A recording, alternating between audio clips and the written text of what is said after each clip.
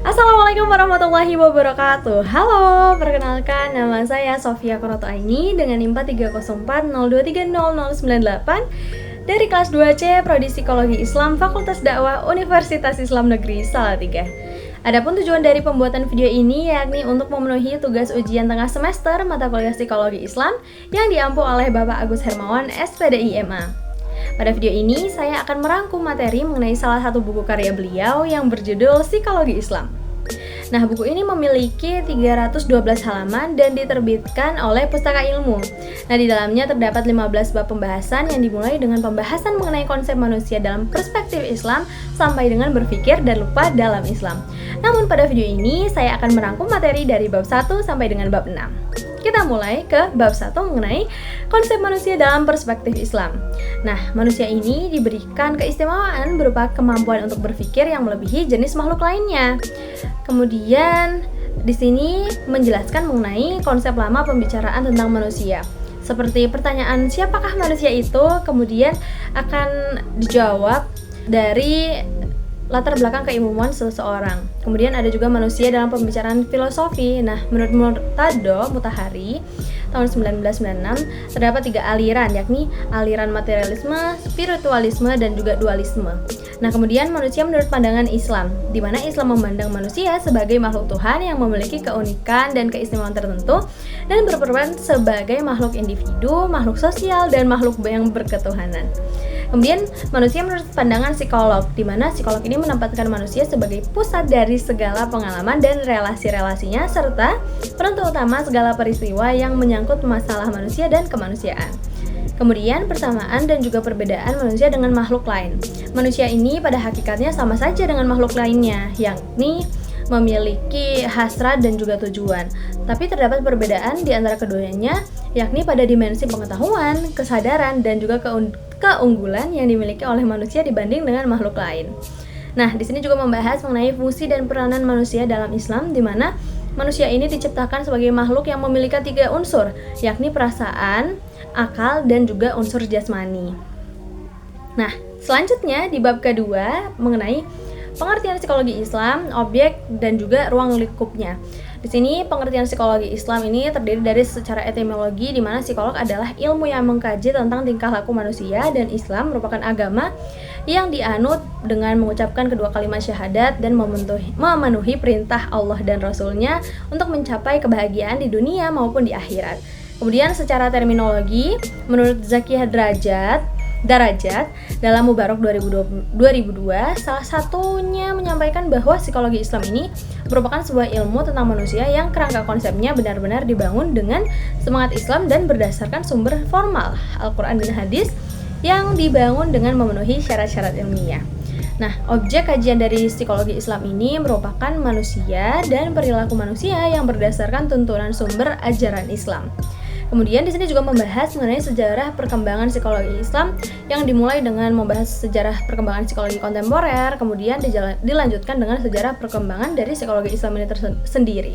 Kemudian ada juga ruang lingkup psikologi Islam, yakni yang membedakan antara psikologi Islam dan kontemporer adalah psikologi kontemporer itu semata-mata menggunakan kemampuan intelektual dan untuk menemukan dan mengungkapkan asas-asas kejiwaan, sementara psikologi Islam ini mendekatinya dengan memfungsikan akal sekaligus dengan keimanan.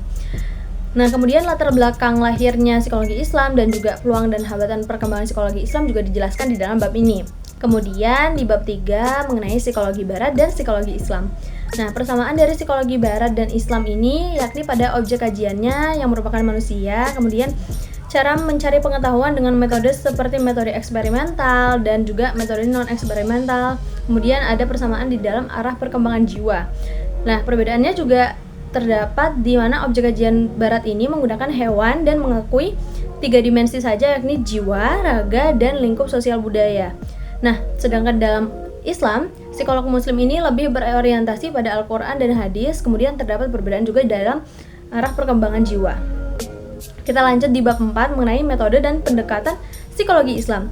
Nah, macam-macam metode psikologi Islam ini terdapat beberapa macam metode yang digunakan baik dalam perumusan, penyusunan, dan penerapan psikologi Islam. Di antaranya di metode perumusan psikologi Islam terdapat metode keyakinan, metode rasionalisasi, otoritas, dan juga di metode pembangunan psikologi Islam ini terdapat metode pragmatis, idealistik. Kemudian metode penelitian psikologi Islam ini terdapat muhasabah, tazkiyatun nafs, ruqyah, psikoterapi Islam. Dan metode penelitian ini metode observasi, introspeksi, ekstrospeksi, retrospeksi, kemudian metode eksperimen, metode angket, metode biografi atau biografi, metode klinis, dan metode tes. Kemudian macam-macam dari pendekatan psikologi Islam ini terdiri dari pendekatan struktural, fungsional, dan juga psikoanalisis. Nah, di bab 5 membahas mengenai jiwa atau nafs dalam perspektif Islam. Nah, pengertian jiwa sendiri menurut beberapa ahli dapat disimpulkan bahwa jiwa adalah kesatuan psikofisik, jiwa dan raga, serta keseluruhan aspek dan dimensi psikis manusia yang terdiri atas akal, nafsu, kalbu, ruh, dan fitrah manusia. Kemudian konsep penyusun jiwa ini terdiri dari akal, nafsu, kalbu atau hati, kemudian ruh, dan fitrah. Kemudian ada tingkatan-tingkatan jiwa. Menurut Az-Zaki 2018 dalam bukunya Pengantar Psikologi Islam memiliki 3 tingkatan atau golongan, yakni jiwa robbani, jiwa insani, dan jiwa hewani. Kemudian fungsi jiwa bagi manusia ini mendorong dan menggerakkan otak manusia, qalbu atau hati yang lembut, panca indera kepada objek-objek ayat-ayat Allah Subhanahu wa taala agar diri dapat melahirkan perbuatan serta sikap-sikap, tindakan-tindakan, gerak-gerik dan penampilan yang fitrah. Kemudian membahas mengenai manajemen jiwa agar tetap baik dan sehat, di mana ini juga dijelaskan. Kemudian di bab terakhir yakni bab 6 mengenai kepribadian dalam fitrah manusia di dalam psikologi Islam, yakni pengertian kepribadian menurut Abdul Mujib menjelaskan bahwa kepribadian adalah integrasi sistem kalbu, akal, dan nafsu manusia yang menimbulkan tingkah laku. Nah, bentuk dan tipenya sendiri kepribadian dalam Al-Quran menurut penulis bahwa tipologi kepribadian keberagaman seorang muslim itu meliputi muslim, mukmin, muhsin, mukhlis, dan muttaqin. Nah, di sini juga membahas mengenai fluktuasi jiwa manusia dan juga fitrah manusia dalam Islam, di mana salah satu bentuk konkret fitrah manusia adalah kebudayaan. Nah, untuk membangun kebudayaan ini diperlukan dan dapat dimantapkan melalui pendidikan. Nah, begitu teman-teman. Sama halnya seperti buku lainnya. Adapun kelebihan serta kekurangan dari buku ini. Untuk poin plusnya sendiri, buku ini dapat menjelaskan materi dengan baik sekali karena sudah merangkum berbagai macam poin sehingga pembaca dapat mempersingkat waktu dan fokus pada pembahasan yang ada. Kemudian buku ini juga tersedia dalam versi e-book yang memudahkan kita untuk membawanya di mana saja dan bisa membacanya kapan saja. Nah, untuk kekurangannya sendiri, buku ini itu di dalamnya tulisannya hanya berwarna hitam putih dan tidak terdapat animasi ataupun gambar-gambar yang dapat menarik minat pembaca sehingga pembaca itu cepat merasa bosan. Sekian dari saya. Wassalamualaikum warahmatullahi wabarakatuh.